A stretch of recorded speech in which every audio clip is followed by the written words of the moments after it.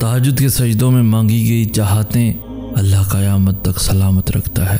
तुम मांगने का हक अदा कर चुके हो, अब अपने अल्लाह के मौजज़ों का इंतज़ार करो और यकीन रखो तुम्हारा अल्लाह बेहतरीन तरीके से दुआएं कबूल करता है और बहुत जल्द अल्लाह तुम्हारी चाहत को राहत बनाकर तुम्हारे करीब ले आएगा और तुम्हें खबर भी ना होगी। तुम जो कर सकते थे तुमने कर लिया, अब अल्लाह की बारी है। और याद रखो कि अल्लाह की मदद तब आती है जब कबूलियत का सिर्फ तसव्वुर करना भी नामुमकिन हो जाता है। तवक्कुल करो जैसे नूह अलैहिस्सलाम ने दौरान सैलाब किया, जैसे इब्राहीम अलैहिस्सलाम ने दहकती हुई आग में किया। तवक्कुल करो जैसे मूसा अलैहिस्सलाम ने समंदर पे चलते हुए किया। तवक्कुल करो जैसे यूसुफ अलैहिस्सलाम ने अंधे कुएं में किया। तवक्कुल करो जैसे यूनुस अलैहिस्सलाम ने मछली के पेट में किया। तवक्कुल करो जैसे अयूब अलैहिस्सलाम ने बीमारी में किया। तवक्कुल करो जैसे बीबी हाजरा ने तपते हुए सहरा में किया। तवक्कुल करो जैसे ज़िक्रिया अलैहिस्सलाम ने अपनी बीवी के बांझ होने के बावजूद औलाद की दुआ करते हुए किया। बस यकीन रखो, अंधा यकीन। फिर देखो कैसे मुकद्दर बदलते हैं, कैसे आजमाइशों के पहाड़ रेजा रेजा होते हैं, कैसे मौजज़ों के दरवाजे खुलते हैं। अपने लिए तो सभी उसे पुकारते हैं, तुम अल्लाह को अल्लाह के लिए पुकार कर देखो। क्यों रोते हो उनके लिए जिन्होंने तुम्हें धत्कार दिया। कुरान का हर्फ हर्फ गवाह है जिसकी मोहब्बत का तुम कभी उसे चाह कर देखो। दुआओं की सबसे बड़ी ताकत यह है कि दुआएं वहां जा सकती हैं जहां इंसान नहीं जा सकता। अल्लाह से लेकर मौजज़ों तक, कून से लेकर फायकून तक, हर जगह। और कुछ दुआएं तुम्हें बार बार अल्लाह से मांगनी पड़ती हैं और उन दुआओं के लिए तुम्हारा सजदा रेज़ होना अल्लाह को बहुत प्यारा लगता है, लेकिन तुम्हारे दिल से उन्हें कभी भी निकलने नहीं देता, क्योंकि वो दुआएं ही तुम्हारा मुकद्दर होती हैं। वो तुम्हारे सोचे हुए वक्त से थोड़ा ज़्यादा होता है। कुछ दुआएं अल्लाह फ़ौरन कबूल कर लेता है क्योंकि वो दुआएं अल्लाह की पसंदीदा दुआएं होती हैं। इसलिए अल्लाह उन दुआओं को तुमसे तो वक्ती तौर पे दूर कर देता है ताकि तुम अल्लाह से मांगना ना छोड़ो। बस उनकी कबूलियत के लिए अल्लाह ने जो वक्त मुकर्रर कर रखा है। अल्लाह तो अनकही दुआएं भी जानता है, लेकिन उसे पसंद है जब तुम खुद उससे मांगते हो। अल्लाह तो अनकही दुआएं भी जानता है, लेकिन उसे पसंद है जब तुम खुद उससे मांगते हो। जैसे एक दफ़ा दौरान वही जब मूसा अलैहिस्सलाम खामोश बैठे थे तो अल्लाह ने फरमाया, आए मूसा, ये तुम्हारे दाएं हाथ में क्या है? तो मूसा कहने लगे, मेरी लाठी है, मैं इस पर टेक लगाता हूँ और मैं अक्सर इसके साथ बकरियों पर पत्ते भी झाड़ता हूँ। हालांकि अल्लाह तो पहले से ही जानता था कि ये मूसा की लाठी है, लेकिन फिर भी अल्लाह ने मूसा से सवाल किया क्योंकि अल्लाह को मूसा की आवाज़ सुननी थी। अल्लाह को जवाब पहले से ही मालूम था, लेकिन अल्लाह को ये जवाब मूसा से सुनना था। अल्लाह जानता है तुम्हारे दिल में क्या है, लेकिन उसे पसंद है कि तुम खुद उसे ये बताओ और फिर वो मौजज़े करता है जैसे उसने मूसा के लिए किया था। इसलिए तो सभी उसे पुकारते हैं। तुम अल्लाह को अल्लाह के लिए पुकार कर देखो। क्यों रोते हो उनके लिए जिन्होंने तुम्हें धत्कार दिया। कुरान का हर्फ हर्फ गवाह है जिसकी मोहब्बत का तुम कभी उसे चाह कर देखो। यकीन रखो हकीकत के खुलने तक और छोड़ दो उस जगह से मरहम ढूंढना जहां से जख्म मिला। इसलिए अल्लाह ने उन्हें तुमसे दूर कर दिया जो तुम्हारे लिए सिर्फ तकलीफ का बाइस थे। क्यों भाग रहे हो फिर तुम उसी के पीछे जिससे अल्लाह ने तुम्हें बचा लिया। तुम्हें जितनी मोहब्बत अपनी दुआओं से है ना, अल्लाह को उससे कहीं ज़्यादा मोहब्बत तुमसे है, क्योंकि मरहम सिर्फ अल्लाह ही दे सकता है।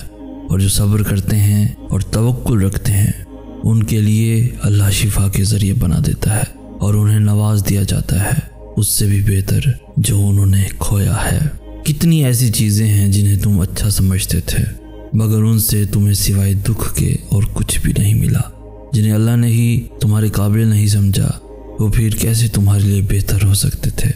एक नज़र माजी की तरफ दोहराओ और सोचो, जो किसी के साथ गलत नहीं करते अल्लाह उनके साथ भी गलत नहीं होने देता। तुम्हें जितनी मोहब्बत अपनी दुआओं से है ना, अल्लाह को उससे कहीं ज़्यादा मोहब्बत तुमसे है। सोचो तुम्हारे कितने ऐसे गलत इंतखाबात थे जिनकी सच्चाई अगर अल्लाह तुम पे ना खोलता तो तुम्हारी ज़िंदगी क्या होती। अल्लाह इंसान के बाहर के हालात तब तक नहीं बदलता जब तक वो इंसान उसे नहीं बदल लेता जो उसके अंदर है। तुम तकलीफ में इसलिए हो क्योंकि अल्लाह देर कर रहा है। तुम तकलीफ में इसलिए हो क्योंकि तुम जल्दी में हो। तुम कहानी के ख़त्म होने से पहले ही ये नतीजा निकाल लेते हो कि ये काम तुमसे नहीं हो पाएगा। तुम दुआओं के फ़ौरन ना कबूल होने पर खुद से ही ये सोच लेते हो कि अल्लाह ने मेरी दुआएं शायद सुनी ही नहीं। इंसान तब बेसुकून होता है जब वो उन मामलात को भी अपने हाथ में लेने की कोशिश करने लगता है जो सिर्फ़ और सिर्फ अल्लाह की दस्तरस में है। जब तुम्हारा दिल ही यकीन से खाली होगा तो आँखें कैसे अल्लाह को देख पाएंगी। जब तुम्हें अपनी दुआओं पे ही तवक्कुल नहीं होगा तो फिर तुम अजर के हकदार ठहराए जाओगे। मौजे तुम्हारे अंदर होते हैं, मौजे तुम्हारे दिल के रास्ते से तुम तक पहुंचते हैं। तो अगर तुम चाहते हो कि अल्लाह तुम्हारी आंखों के सामने का मंजर बदल दे तो तुम्हें उस मंजर को बदलना होगा जो तुम्हारी आंखों के उस पार है। अल्लाह किसी भी जान को उसकी ताकत से ज़्यादा नहीं आजमाता। तो अगर अल्लाह को तुम पे इतना एतबार है कि तुम इस आजमाइश से लड़ने की ताकत रखते हो तो फिर तुम्हें ये यकीन क्यों नहीं कि तुम्हारा अल्लाह तुम्हें इस आजमाइश से गुजारने की ताकत रखता है।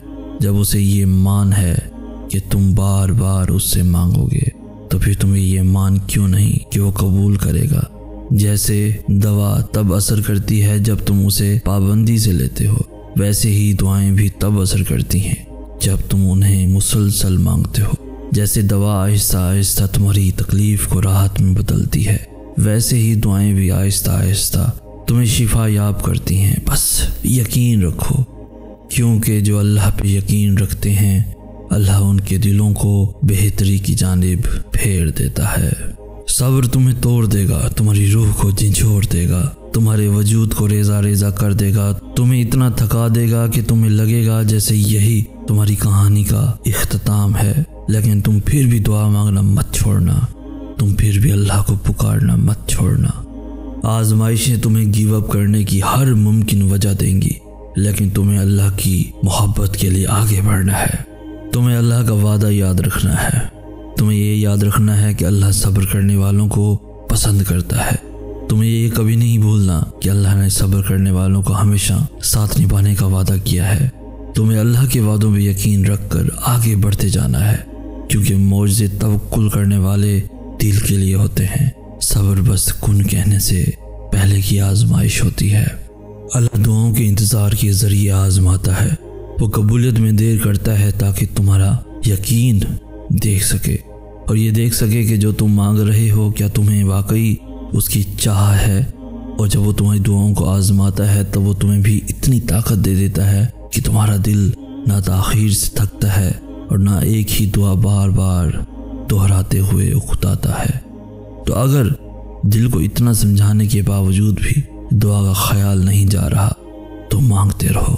शायद तुम्हारी दुआएं मौजज़ों के करीब हों, शायद अब तुम्हारे सिले का वक्त हो, तभी अल्लाह ने तुम्हें इस दुआ पे अटका रखा हो। शायद यही आखिरी मौका हो वो पाने का जो तुमने खो दिया था।